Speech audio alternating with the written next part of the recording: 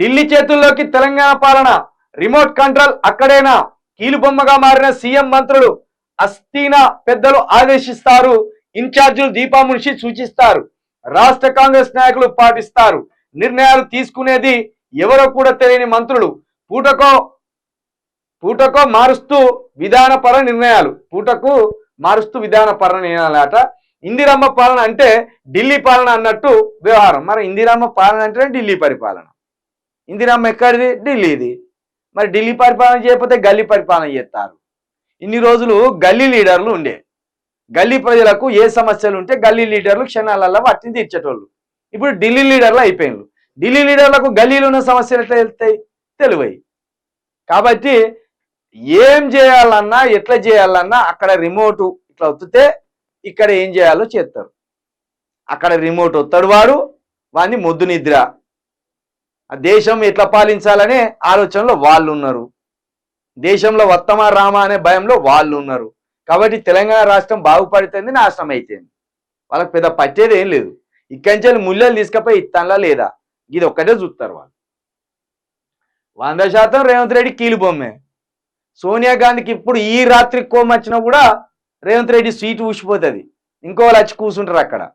కాబట్టి రేవంత్ రెడ్డికి స్వయం అధికారం ఏముండదు, స్వీయ అధికారాలు ఏం కలిగి ఉండడు, కేవలం రిమోట్ కంట్రోల్ లాగా పనిచేస్తాడు అంతే.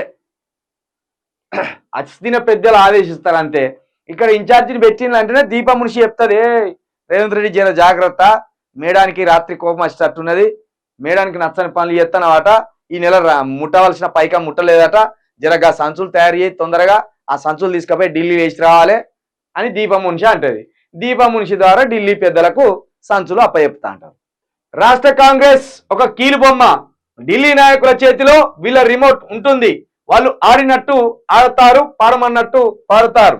అంతేకాని వాళ్ళకు ఏమీ చేత కాదు, పైనుంచి వచ్చే ఆదేశాలను పాటించడం తప్ప స్వతంత్రంగా అడుగులు ముందుకు వేయలేరు. రాష్ట్రంలో జరుగుతున్న పరిణామాలే దీన్ని రుజువు చేస్తున్నాయి. వరుస ఘటనలు సీఎం మంత్రుల అసమర్థతకు నిదర్శనంగా నిలుస్తున్నాయి.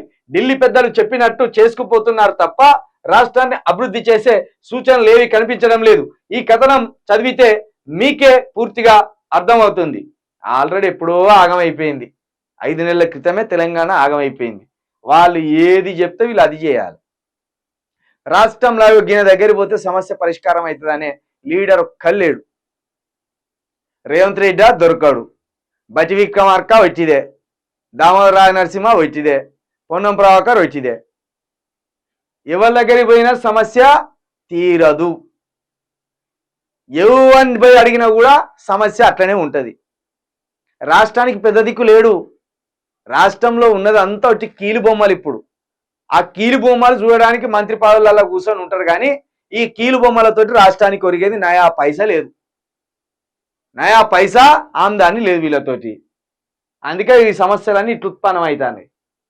రిమోట్ కంట్రోల్ స్వాధీనంలో ఉన్న మంత్రులు, ముఖ్యమంత్రి, అంతే, ఏం లేదు.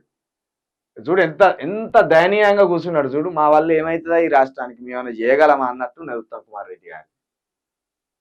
ఉత్తమ్ కుమార్ రెడ్డి చిన్నపోయిండు, గుత్త సుఖేందర్ రెడ్డి చిన్నపోయిండు, ఇగో ఈ పొంగులేటి దీర్ఘాలోచనలో పడ్డాడు. ఈ కోమటిరెడ్డి ఇదేంద్రా ఏదో చెప్తానన్నట్టు రేవంత్ రెడ్డి ముఖం చూస్తాడు.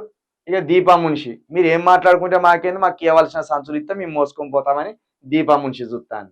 ఇక స్పీకర్ గారు 418 హామీలు బుక్ తయారు చేస్తే వాళ్ళు ఒక్కటి నెరవేర్తలేదా, నేనే స్పీకర్ నానే అని ఆయన అనుకుంటాను. కాబట్టి ఇట్లున్నది వీళ్ళ కథ. ఆగం చేసుకున్నారు పోరు తెలంగాణ.